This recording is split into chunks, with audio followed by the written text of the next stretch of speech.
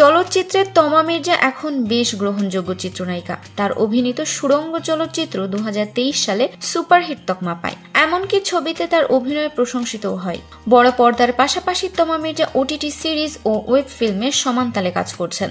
গেল বছর কলকাতার জনপ্রিয় সঙ্গীত শিল্পী অঞ্জন দত্তের পরিচালনায় দুই বন্ধু সিরিজেও কাজ করেছেন। আগামী ঈদে এই চিত্রনায়িকার দাগি ছবিটি মুক্তি পাবে। তার আগে চরকিতে মুক্তি পাবে ওই ফিল্ম আমলনামা। খোঁজ নিয়ে জানা গেছে তমা মির্জা এখন ছবি প্রতি সম্মানী নিচ্ছেন 10 থেকে 15 লাখ টাকার মধ্যে।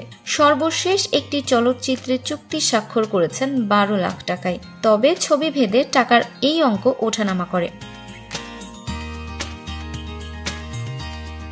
বিনোদন অঙ্গনের শুরুর দিকে নাচ করতেন তমা মির্জা। 1.5 দশক আগে তার চলচ্চিত্রে অভিষেক ঘটে।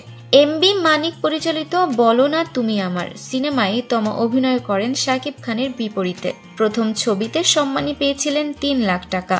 গেল 1.5 শতকে 20টির বেশি চলচ্চিত্রে অভিনয় করেছেন তিনি। সিনেমায় অভিনয়ের জন্য অর্জন করেছেন জাতীয় চলচ্চিত্র পুরস্কারও। কয়েক বছর ধরে ওটিটি ও চলচ্চিত্রে তার ব্যস্ততা বেড়েছে।